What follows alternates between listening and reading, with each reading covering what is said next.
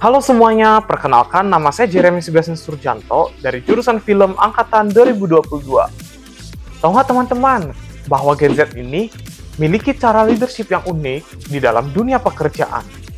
Karena terpengaruhi oleh maraknya digital dan juga zaman pandemi yang mendorong mereka untuk melakukan segalanya secara digital.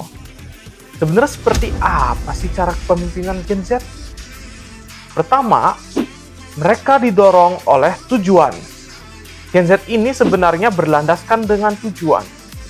Mereka menganggap tujuan sebagai motivasi dari pekerjaan yang mereka lakukan. Karena itu, penting sekali nih buat Gen Z untuk mengerti dan tertarik dengan tujuan untuk mengembangkan suatu perusahaan. 2. Penggunaan teknologi dan AI. Pandemi COVID-19 ini mendorong para Gen Z untuk mempelajari teknologi untuk melakukan pekerjaannya dari rumah, sehingga mereka menjadi pandai dalam teknologi. Ini juga membuat mereka memahami cara teknologi bekerja. Anak Gen Z ini memang sudah hidup dalam teknologi. Karena itu, mereka memahami teknologi AI yang membantunya secara drastis di dalam pekerjaannya. Ketiga, jam bekerja yang fleksibel.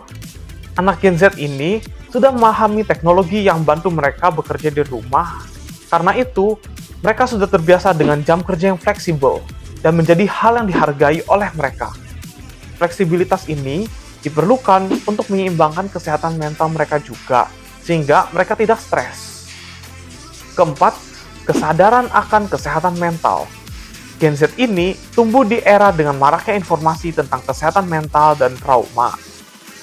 Rintangan pada pandemi ini meningkatkan kesadaran ini karena membuat mereka stres. Karena itu, mereka menjadikan kepedulian terhadap mental budaya di dalam pekerjaan. 5. Kepemimpinan, empati, dan kolaboratif. Gen Z biasanya lebih memikirkan empati dan kolaborasi dibandingkan hierarki. Mereka lebih menghargai ketua yang memiliki empati dan kecerdasan emosi yang tinggi. Mereka bekerja sebagai mentor dengan rekannya dan karyawannya. 6. Kesatuan dalam perbedaan. Karena Gen Z itu beragam, mereka sudah terbiasa di dalam komunitas yang beragam. Mereka dapat menghargai perbedaan dari masing-masing rekannya.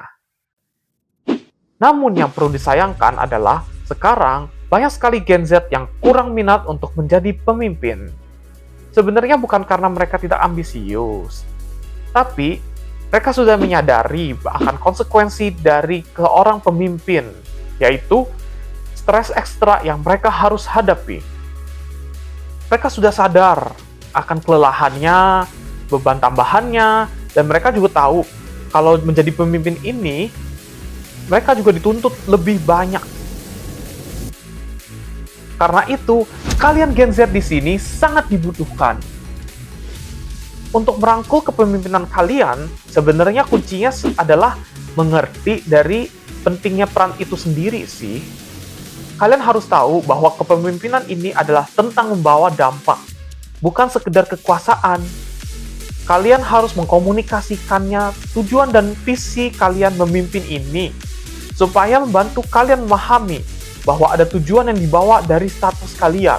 Dan juga, bagi kalian yang masih takut, jangan langsung untuk dipaksa ke yang lebih berat. Kalian dapat mulai dulu dari langkah yang kecil, seperti memfasilitasi rapat tim, mengementor karyawan baru, atau memimpin perjalanan suatu proyek.